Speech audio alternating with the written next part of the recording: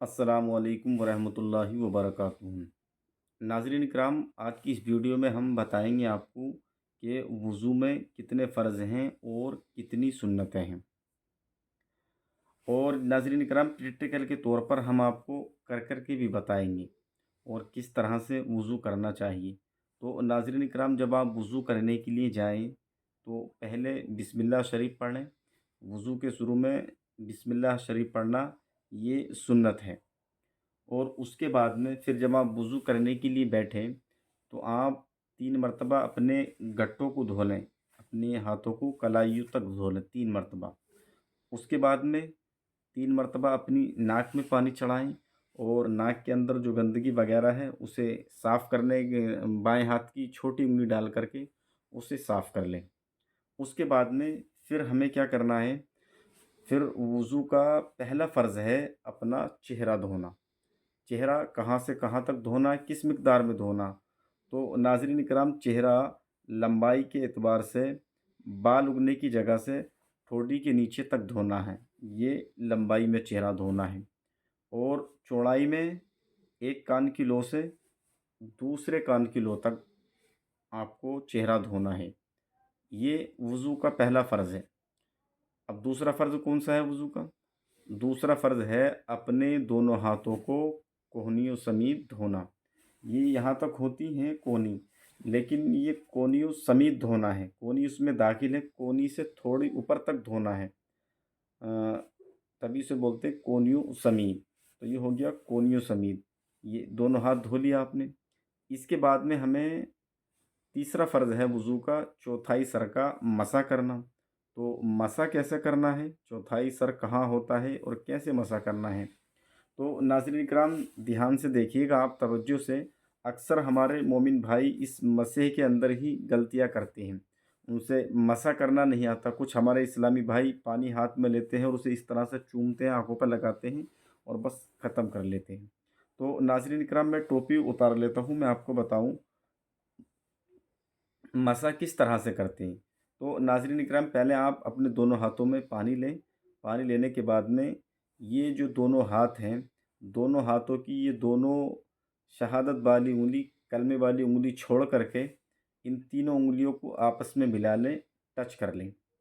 Touch करने के बाद में इन्हें यहाँ से, जहाँ से बाल उगते हैं, यहाँ से ले जाएँ आप पीछे की जानिब खींचते हुए गुद्दी तक। ये आप ले गए पीछे तक। इसके बाद में आपको क्या करना है, इसके बाद में आपको करना ये है, जब उधर से वापसी में हाथ लाएंगे तो आपकी ये दोनों हाथों की हथेली हैं, इन दोनों हथेलियों को यहाँ से पीछे से अपने सर से लगा करके बिल्कुल टच करके लाना है यहाँ तक। ये हो गया।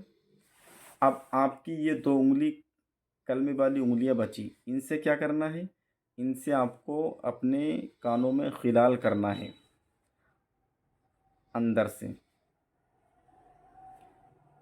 ये करने के बाद में फिर आपके ये दो अंगूठे बचे, इन अंगूठों से क्या करना है, इन अंगूठों से कान का मसाह करना है। कान का मसाह कैसा होगा, जैसे ये मेरा कान है तो ये कान यहाँ से अंगूठों को रखना है और ऊपर की जानिब से 3 मरतबा नीचे को खींचना है।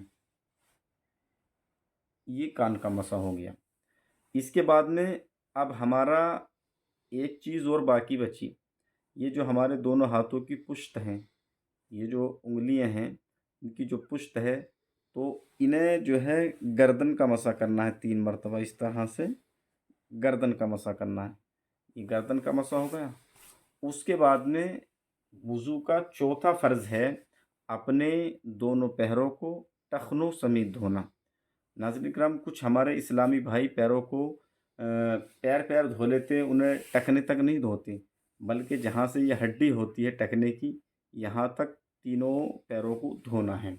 और पैर धोते समय आप एक चीज़ का ख़्याल रखें, पैर, जैसे ये पैर हैं, आप मेरे हाथ को पैर समझें, जैसे ये पैर है तो ये पैर के बीच में जो घाइयाँ हैं इनका आपको खिलाल ज़रूर करना है। ये सुन्नत है।